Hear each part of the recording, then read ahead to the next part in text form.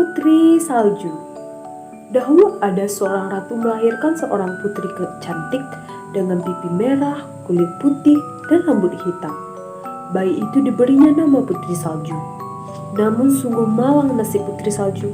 Sang ibu tidak dapat menemaninya lebih lama lagi. Ratu meninggal dunia dan ayahnya menikah lagi. Ratu baru ini cantik. Namanya Ratu Elvira.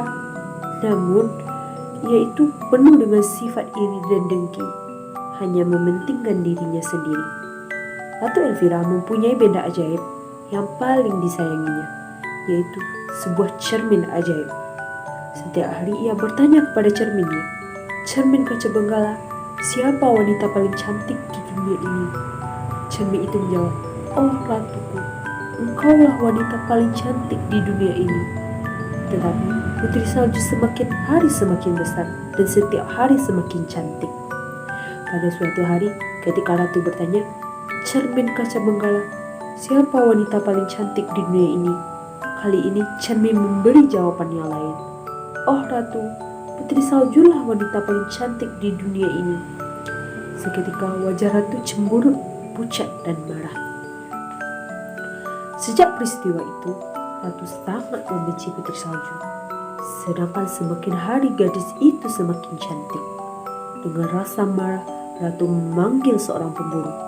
"Bawalah Putri Salju ke hutan dan bawa jantungnya kepadaku." Pemburu itu membawa Putri Salju ke hutan, tetapi ia tidak sampai hati untuk membunuh Putri Salju. "Larilah," bisiknya, "dan jangan pernah kembali." Putri Salju tak tahu jalan dan ia sangat takut. "Oh, kemana aku harus pergi?" tangisnya. Lalu ia terus berjalan seorang diri. Akhirnya ia melihat sebuah pondok di tempat terbuka.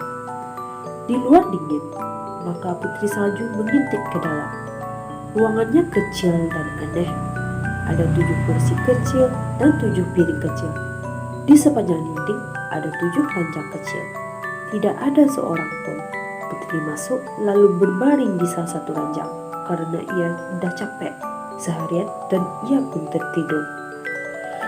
Putri Salju segera tidur pulas.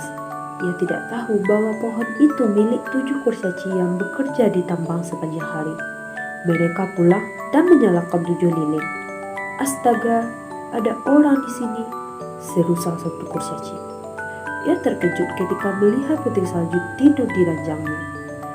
Karena seruan itu, Putri Salju terbangun dan ke-7 kurcaci datang mengurumuninya. "Cantik sekali gadis ini," kata mereka. Putri Salju bercerita tentang ibunya, ratu yang jahat. Setelah bercerita, gadis itu menjadi sedih sehingga ia menangis. "Cup cup cup," kata kurcaci yang baik. "Tinggallah bersama kami. Di sini engkau akan aman dari wanita jahat itu." Putri Salju dengan senang hati menerima tawaran itu. Di istana, lagi-lagi ratu berdiri di depan cerminnya. Ia tidak tahu bahwa pemburu itu sebenarnya tidak menjalankan perintahnya. Jantung yang diperlihatkannya kepada ratu adalah jantung binatang buruan, bukan jantung Putri Salju.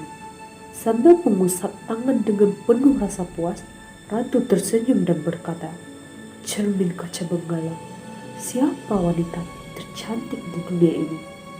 Tak terduga cermin itu menjawab, "Oh ratu, Putri Saljulah wanita tercantik di dunia ini. Di tengah rimba, tempat kediaman 7 kurcaci, di sanalah Putri Salju berada." Kata sang cermin. Sang ratu menjerit marah. Ia merencanakan tindakan dendamnya. Keesokan harinya, ke-7 kurcaci berangkat kerja. Putri Salju merapikan pondok itu sambil bersenandung. Ia menyapu dan mengepel lantai, juga membersihkan perabotan rumah tangga. Tak lama kemudian, sang nenek-nenek mengetuk pintu. Dialah sang ratu jahat yang menyamar sebagai wanita penjual keliling. "Lihatlah barang-barang ini, Nek," katanya sambil tertawa. Putri Salju terpesona. Ia membiarkan wanita tua itu mengikatkan pita merah jambu di lehernya dan mencobakannya. Tiba-tiba wanita itu mengetatkan ikatannya. Putri Salju tercekek dan jatuh ke tanah. Para kurcaci menemukan Putri Salju tergeletak hampir mati. Mereka melepaskan pita dan gadis itu bernafas lagi. Baginya sudah sehat. "Penjajah itu si ratu jahat," kata kurcaci. "Sebelum berangkat kerja, mereka berpesan jangan bukakan pintu bagi orang yang tidak dikenal." Sementara itu, lagi-lagi cermin ajaib memberitahu ratu bahwa putri salju belum mati. Ratu pun marah dan ia menyamar lagi. Kali ini sebagai nenek ramah penjual sisir. Lagi-lagi putri salju hampir mati sebab sisir itu beracun. Kali ini para kurcaci menjadi sangat geram. "Siapapun tidak boleh masuk ke rumah," kata mereka tegas. Ketika ratu mengetahui dari cermin bahwa ia gagal lagi, kemarahannya memuncak. Ia bertekad untuk membunuh putri salju. Keesokan harinya, ratu membawa sekeranjang apel beracun dan mengetuk pintu pondok kurcaci. "Pintunya tidak usah dibuka, anak manis," katanya licik. "Tetapi cobalah apel yang matang ini. Rasanya segar dan nikmat sekali."